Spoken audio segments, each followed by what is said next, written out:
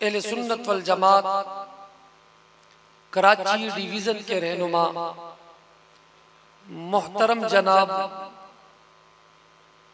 हजरत मौलाना शकील फारूकी साहब से गुजारिश करूँगा कि वो अपने तासुरात का इजहार फरमाए।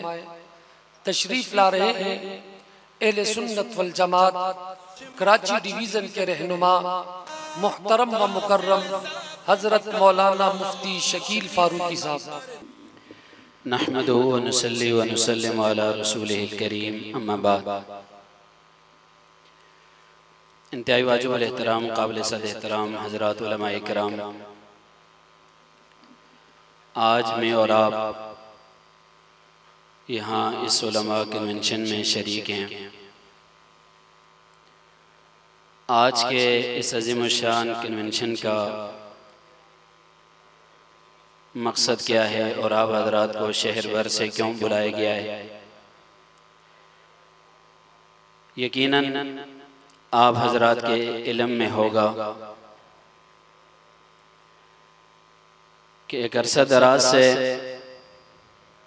मुल्क पाकिस्तान के अंदर और बिलखुसूस शहर कराची में दीन इस्लाम की असास, दीन इस्लाम की बुनियाद, यानी हज़रात सहाबा इकराम रिज़वानुल्लाहि ताला अलैहिम अजमाइन की शान अक़दस में शदीद तरीन गुस्ताखियाँ की जा रही हैं। और इस मुहर्रम उल हराम को तो एक मलून ज़ाकिर, मलून इब्न मलून, दज्जाल इब्न दज्जाल, कायनात के बदतरीन गलीज़ तरीन काफिर ने तो हद ही पार कर दी। उस मलून ज़माना ने मजलिस बढ़ते हुए ये कहा, नऊज़ु बिल्लाह नक़्ल कुफ़र कुफ़र नबाशत, कि नबी पाक सल्लल्लाहु अलैहि वसल्लम के बाद सवाए तीन के तमाम सहाबा मुर्तद हो गए थे, नऊज़ु बिल्लाह। और उसके सामने बैठी हुई इसकी कौम इन जुमलों पर वाह वाह कर रही है। यकीनन ये अहले सुन्नत के लिए और बिलखुसूस हम उलमा के लिए डूब मरने का मकाम है कि आज हमारी गफलत की वजह से, हमारी सुस्ती की वजह से, लापरवाही की वजह से और इस फितने से लोगों को आगाही न देने की वजह से ये फितना इतना जरूरतमंद हो चुका है कि कल तक जो कुफर इनकी किताबों में था आज सरेआम ये बयान कर रहे हैं और वो वीडियोस वायरल हो रही हैं। आप तसव्वुर नहीं कर सकते, सोच नहीं सकते कि ये सहाबा की शान में कितनी बड़ी गुस्ताखी उस मलून ने कर दी। आप बताएं ना, जब सारे सहाबा नाउज़ु बिल्लाह मुर्तद हो गए थे तो फिर ये दीन हम तक किसने पहुंचाया।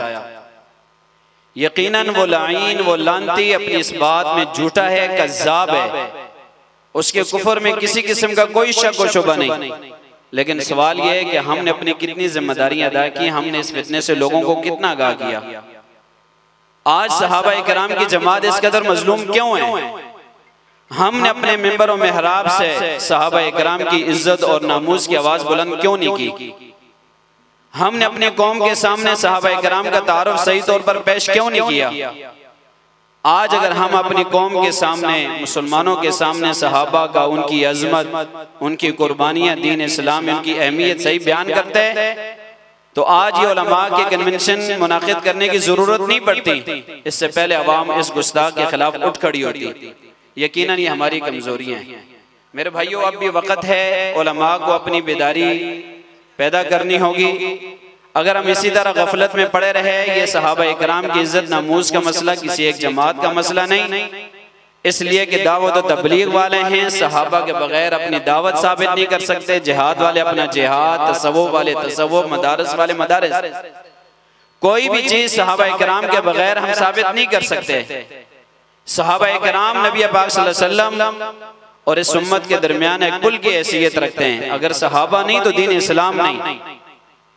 फिर क्यों हम अपनी अपनी जमातों में पड़े हुए हैं? क्यों हम सहाबा इकराम की इज्जत नामूस के हवाले से हम बात क्यों नहीं करते?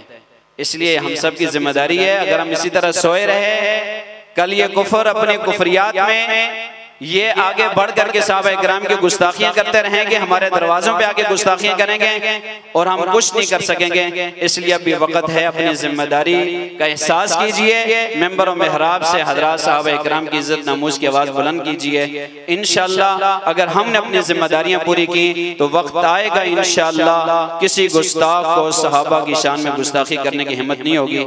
अल्लाह ताला हमें अपनी जिम्मेदारियां सही मानों में अदा करने की तौफीक अता फरमाए। व आखिर दावाना अनिल हम्दुलिल्लाहि रब्बिल आलमीन।